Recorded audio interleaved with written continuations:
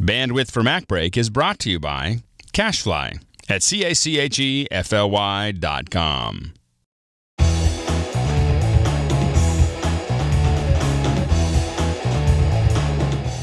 Welcome back to MacBreak Studio. For those of you who have been keeping up with the show, you'll be familiar with our next guest, who's Christine Steele.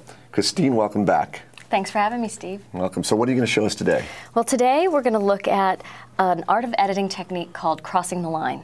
Crossing the line. Yes.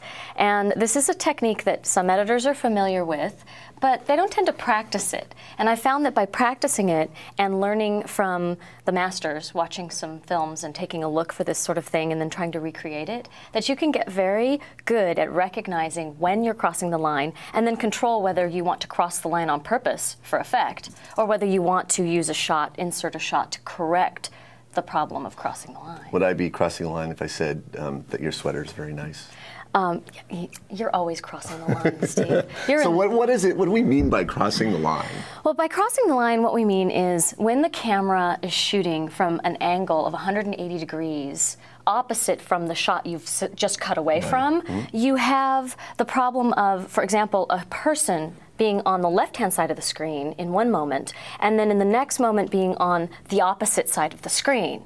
For example, if you take a look at Taxi Driver here, I've got Robert De Niro on the right-hand side of the screen facing to the left. Right. But the very next frame, this was a crossing the line done for effect, and the very next frame, he's looking the opposite way.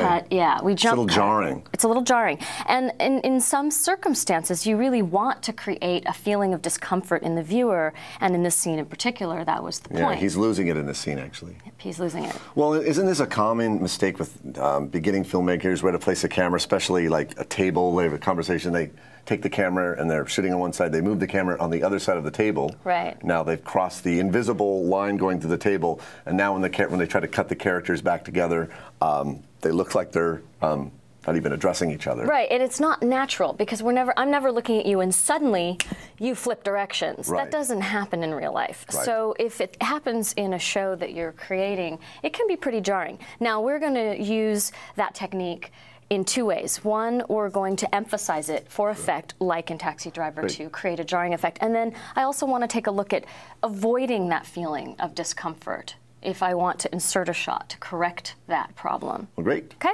so we're going to look at correcting and manipulating point of view. I have a short film here called AWOL. It stars David Morse and John McGinley, and they're in Vietnam, and they're going to take a look at a prisoner of war. And the problem is that the prisoner of war, is on a table facing one direction, suddenly flips to the other. So let me play this for you so you get a feel of what I mean.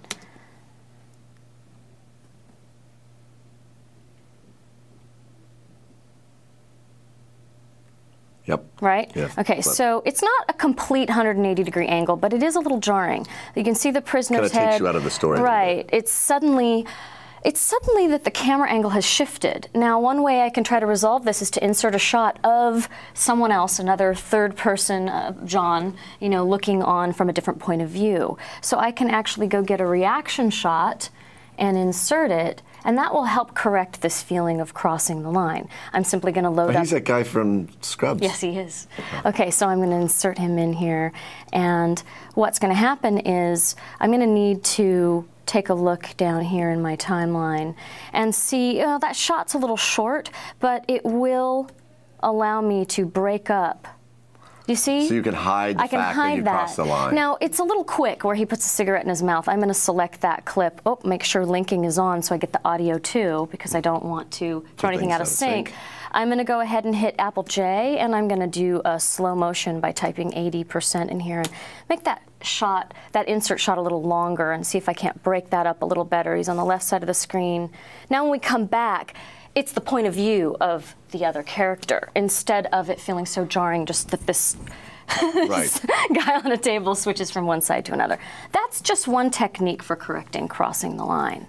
Now in some cases, you want to cross the line. On purpose. Exactly. Right. You want to know what the rules are first so then you can break them. Exactly. What I want to do here is cross the line on purpose. Now in this case, the tables have turned and we've got John Morse, who is now the prisoner of war. It's a very disturbing scene. I won't play through all of it, but what happens is he gets captured, he's being tortured, and we want to emphasize this feeling, this disturbing feeling.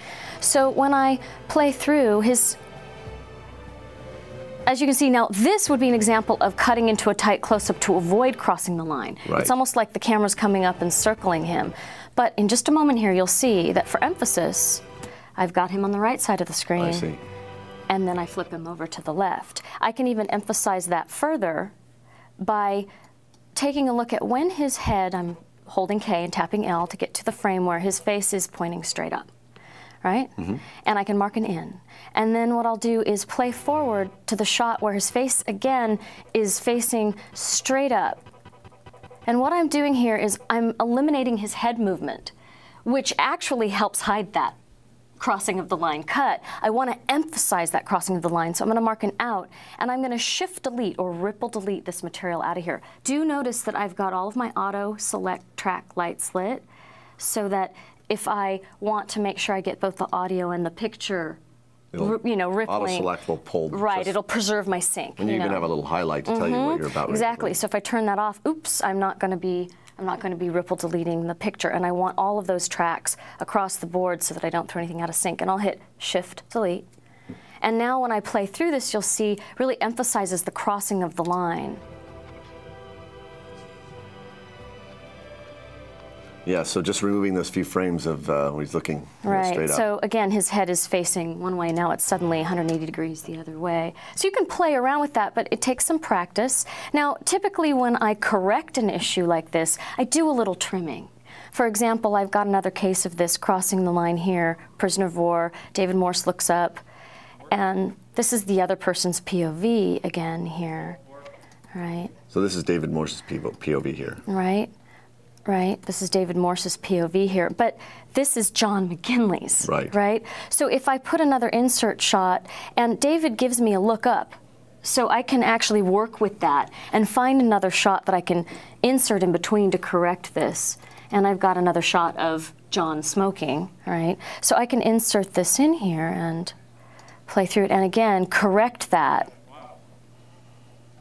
Yeah, it's almost like it's like an editorial sleight of hand. Right. Like, look over here, and while you're doing this, you're saying, you're putting this there. Right. But of course, because I can't leave anything alone, I would never have straight cuts. I'm always going to split the edit. So just a little quick review here of ripple and roll. Once I throw that in, I'm going to type V to select my cut point. Remember, this should be review.